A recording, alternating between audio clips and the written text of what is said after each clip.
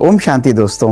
नमस्कार दोस्तों, कभी आपने देखा है कि कुंडली दो लोगों की एक समान होती है, ग्रह एक समान होते हैं, सब कुछ एक समान होता है, जन्म समय एक समान होता है, लेकिन दोस्तों फिर भी भाग्य अलग अलग होता है।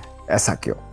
ये प्रश्न हम सबके मन में बहुत आता है। और दोस्तों, आज मैं आपको एक ऐसी सुंदर कहानी आपके सामने रखूंगा जो इस राज को सदा सदा के लिए आपको स्पष्ट कर देगी। दोस्तों, ये बहुत सुंदर कहानी एक राजा की है। दोस्तों, राजा बहुत प्रतापी था, उसकी प्रजा उससे बहुत खुश थी, लेकिन एक प्रश्न उसके मन में बचपन से ही आता था कि मेरे जीवन में मुझे सब कुछ प्राप्त हुआ है, लेकिन मेरे जैसे कितने लोग होंगे जो इसी समय पर पैदा हुए होंगे, एक ही समय पर उनकी कुंडली भी मेरे समान होगी, लेकिन उनका भाग्य मुझसे अलग क्यों? और इस प्रश्न को लेकर वो अलग अलग लोगों के पास जाता। दोस्तों, एक दिन एक बहुत महान उसके दरबार में महात्मा आए और उन्होंने कहा, राजन, आपके इस प्रश्न का उत्तर केवल एक साधु आपको दे सकता है। वो साधु यहाँ से 100 कोस दूर एक गांव में रहता है, आप जाइए और वो आपके प्रश्न को हल कर देगा।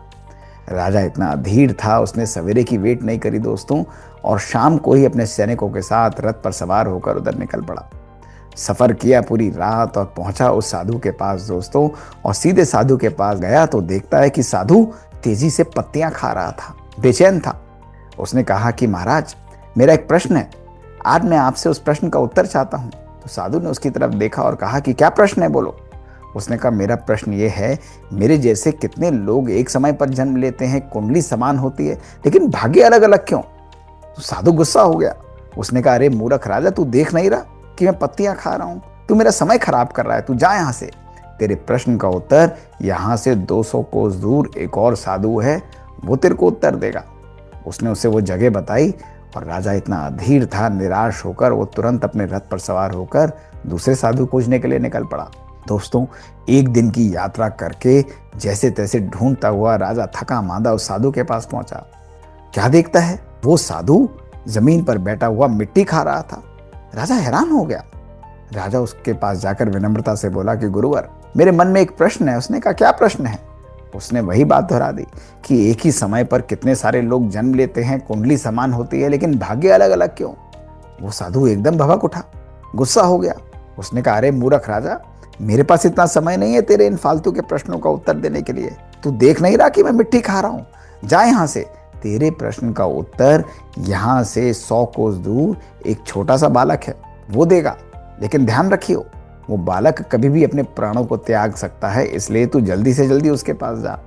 राजा हैरान हो गया। राजा ने तुरंत अपने रथ पर सवार होकर अपने सैनिकों को कहा कि उस तरफ ले चलो। और दोस्तों, राजा कई घंटों की यात्रा करके उस बच्चे को ढूंढता हुआ उसके घर पहुंच गया। वो बच्चा सच में बहुत बीमार था, जैसे कि उसके प्राण जाने ही वाले हों। और जैसे ही राजा अंदर गया तो उसने कहा, मैं तो तुम्हारा ही इंतजार कर रहा था। राजा हैरान हो गया। उसने कहा, क्यों? उसने कहा, बोलो तुम्हारा क्या प्रश्न है? राजा ने तुरंत कहा कि मेरे मन में यही प्रश्न है कि एक ही समय पर जन्म लेने वालों का कुंडली समान, लेकिन भाग्य अलग अलग क्यों?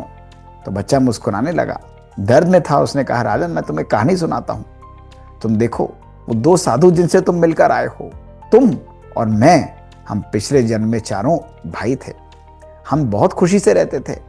एक दिन की बात है कि हम चारों जा रहे थे, भूखे प्यासे थे, थके हुए थे सफर के बाद, हमें बहुत भूख लग रही थी, हमें कुछ नहीं मिल रहा था। जैसे तैसे जुगाड़ करके हम लोगों को 4 रोटियां मिली। उन चारों रोटियों को हम चारों भाइयों ने आपस में बांट लिया, एक एक रोटी रखी और हम खाने बैठ ही रहे थे, तभी एक भूख से तड़फता हुआ, प्यास से तड़फता हुआ एक महात्मा आया। उसका जैसे पेट उसकी पीठ से लगा आ रहा था, उसको सच में भोजन की आवश्यकता थी। वो सबसे पहले हमारे बड़े भाई के पास गया और जाते ही उसने उससे कहा कि मुझे भूख लगी है, मुझे थोड़ा सी रोटी दे दो ताकि मेरा भी भूख मिट जाए। वो तुरंत बोला कि अरे, मैं तुझे अपना रोटी दे दूंगा तो क्या मैं पत्ते खाऊंगा? और ऐसा कहकर उसने उस साधु को भगा दिया। देखो, आज हमारा वही भाई जिसको तुमने शुरू में देखा, वो पत्ते खा रहा था, उसको खाना नहीं मिल रहा था। दूसरी बात, फिर वो जो महात्मा था वो हमारे दूसरे भाई के पास पहुंचा। दूसरे भाई को जाकर उसने वह पुनः बात कही कि मुझे बहुत भूख लग रही है, मुझे कुछ खाने को दे दो। लेकिन दूसरा भाई भी भभक कर बोला, अरे साधु, अगर मैं तुझे अपनी रोटी दे दूंगा तो क्या मैं मिट्टी खाऊंगा? और ऐसा कहकर उसने उसे भगा दिया। और फिर वो आके मेरे पास आया, मैं भी अपनी रोटी खाने ही वाला था। जैसे ही साधु आया, उसने मुझसे कहा कि मुझे भूख लगी है, मुझे थोड़ी सी रोटी दे दो। तो मैं गुस्से में तबक गया और मैंने गुस्से में साधु को बोला कि अरे साधु, अगर मैं तुझे अपनी रोटी दे दूंगा तो क्या मैं भूखे मरूंगा? और ऐसा कह के मैंने भी उस साधु को भगा दिया। अब उसके बाद वो तुम्हारे पास आया और तुमने उसे बड़े प्यार से सम्मान करते हुए बिठाया। तुमने अपनी भूख की परवाह नहीं की।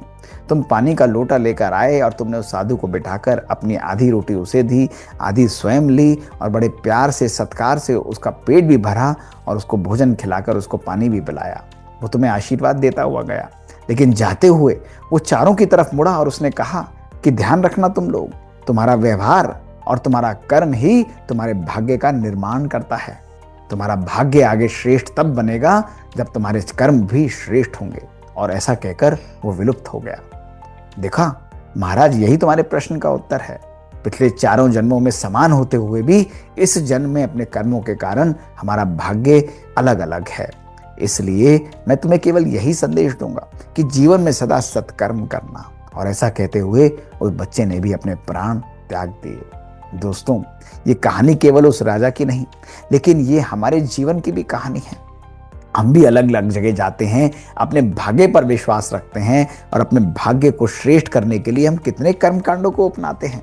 लेकिन दोस्तों, सदा एक बात ध्यान रखिएगा, भाग्य व्यक्ति का तभी साथ देता है जब उसके कर्म भी श्रेष्ठ होते हैं। दोस्तों, जीवन में सफलता के लिए, जीवन में सुकून के लिए, जीवन में आगे बढ़ने के लिए दोस्तों जो चाबियों की आवश्यकता होती है, ये दो चाबियां हमारे बैंक के उस लॉकर की तरह काम करती हैं। दोस्तों, वो लॉकर जो है, अगर हम खोलना चाहें तो एक चाबी हमारे पास है और एक चाबी बैंक के ऑफिसर के पास होती है। दोस्तों, वो चाबी तो हमेशा लगा सकता है, लेकिन खुलता तब है जब हमारी लगाई हुई चाबी भी उस लॉकर में लगती है। दोस्तों, इसी प्रकार हमारे जीवन के अंदर भी दो चाबियां हैं। एक चाबी है हमारा भाग्य।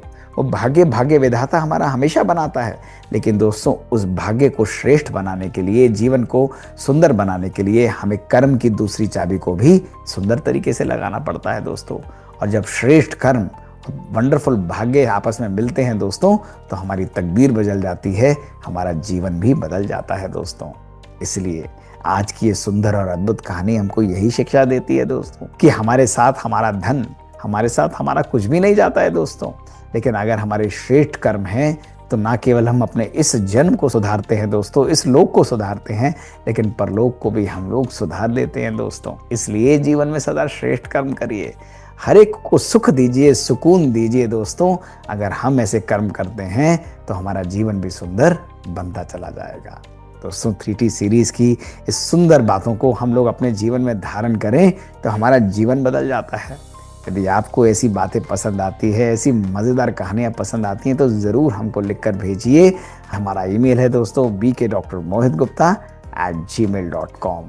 हमें इंतज़ार रहेगा आपसे सुनने के लिए। शुक्रिया दोस्तों। ओम शांति।